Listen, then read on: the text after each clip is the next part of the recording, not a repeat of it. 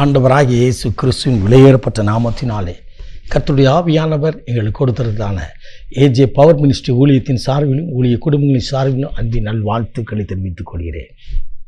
எனக்கு அருமையானவர்களே, எப்படி இருக்கின்றீர்கள்? இன்றைக்கு ஒருவர் முகத்தை ஒருவர் காணும்படியாய் ஒன்றாய் கூடி ஜெபிக்கும்படியாய் என் அப்பன் இயேசு அடியேனுக்கு இந்த கிருபை தந்திருக்கிறார். இது என்னால் உண்டானதல்ல, தேவன் கொடுத்த ஈவு. அல்லேலூயா. எனக்கு அருமையானவர்களே, இன்றைக்கு கர்த்தருடைய ஆவியான நமக்கு கொடுத்ததான வார்த்தையை நாம் தியானிக்க போகிறோம். விசுவாசம் இல்லாமல்.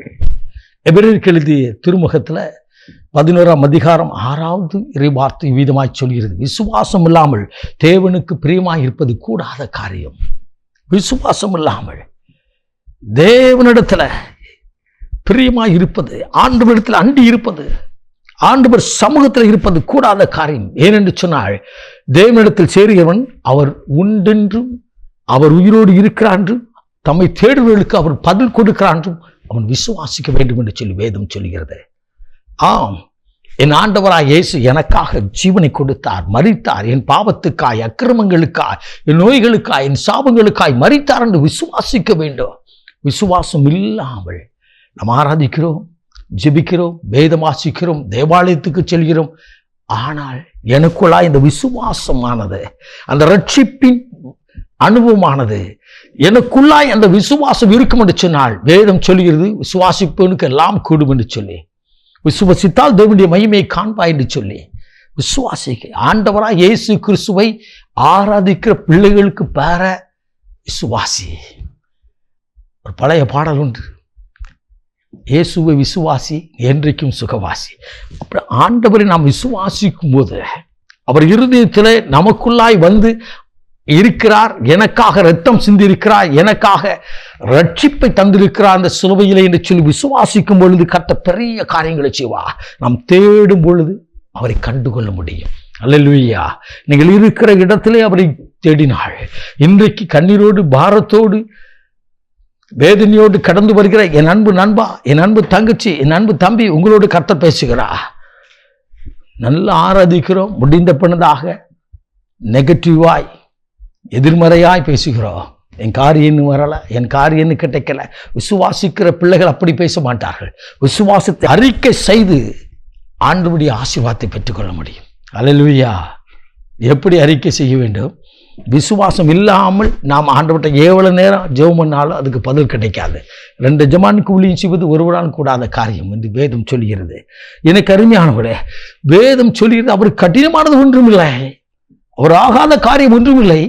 எல்லாம் நமக்கு வசனம் தெரியுது. ஆனால் அந்த காரியம் நடக்கணும்னா என் இருதயத்துக்குள்ள எனக்காக இயேசு சிலுவையிலே பலியானார் என்று சொல்லி, எனக்காக மரித்தார், எனக்காக உயிர் தெழுந்தார் என்று சொல்லி விசுவாசிக்கும் போது ஆண்டவர் அற்புதம் செய்வார். அல்லேலூயா, அல்லேலூயா. என்னுடைய ஜெபக்குழுக்கு அருமையான ஒரு தம்பி வந்தான். அந்த தம்பி இயேசுவை அறியாத ஒரு தம்பி. அவன் கிறிஸ்தவன் அல்ல பிறவிலே. ஆனால் கர்த்தருடைய நாமத்தை மாத்திரம் ஒரு நண்பர் சொல்லி அவரை கிறிஸ்துவுக்குள் நடத்தி வந்தார். கண்ணீரோடு காணப்பட்டான் வாலிப தம்பி. அவன் கர்த்தரை விசுவாசிக்க வேண்டும் என்று சொல்லி அவருக்கு சொல்லிக் கொடுத்து, உனக்காக இயேசு ரத்தம் சிந்தினார் என்று சொல்லி வேதத்தை வாசி, கர்த்தரை ஆசீர்வதிப்பார் என்று சொல்லி அவன் விசுவாசித்து ஜெபிக்கும் போது அவனுக்கு கர்த்தர் அற்புதம் செய்தார். அல்லேலூயா. கர்த்தருடைய கரம் அவனுக்கு வெளிப்பட்டது. கர்த்தர் அவனுக்கு ஒரு திறந்த வாசலை வைத்தார். இன்றைக்கு அந்நிய தேசத்தில் அவன் பணிபுரிந்து கொண்டிருக்கிறார். அல்லேலூயா. என்னை கேட்டுக்கொண்டிருக்க அன்பு தங்கச்சி, அன்பு தம்பி, நீ ஆண்டவரை விசுவாசிப்பா என்று சொன்னால் கர்த்தருடைய மகிமை காண முடியும். விசுவாசம் இல்லாமல் எத்தனை முறை நீ ஜெபித்தாலும், எத்தனை முறை நீ தேவ சமூகத்தில் இருந்தாலும், தேவாலயத்துக்கு வந்தாலும் தேவன் பதில் கொடுப்பதில்லை. அவர் உயிரோடு கூட இருக்கிறார் என்று சொல்லி நீ இருதயத்தில் விசுவாசித்து நாவினால் அறிக்கை செய்வார், உன் வேண்டுதல் எல்லாவற்றிற்கும் தேவன் பதில் கொடுப்பார். இன்றைக்கு கர்த்தர் அற்புதத்தை செய்வார்.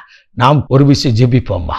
மகா பரிசுத்தம் உள்ள தகப்பனே, இந்த அற்புதமான வேலைக்காய் ஸ்தோத்திரிக்கிறோம். விசுவாசம் இல்லாமல் தேவனுக்கு பிரியமாக இருப்பது கூடாத காரியம் என்று சொல்லி எங்களுக்கு இன்றைக்கு சொன்னீரே அப்பா. நீர் உம்முடைய சமூகத்தை நீர் அழைத்து வந்து ஜெபிக்கும் பொழுதெல்லாம் எங்களுக்குள்ளாய், எனக்குள்ளாய் ஒரு விசுவாசத்தை ஊன்ற செய்து ஆவியிலுமே ஆராதிக்கவும் ஆண்டவருடைய ஆசீர்வாதத்தை பெற்றுக்கொள்ளும் கிருபை தாரும்.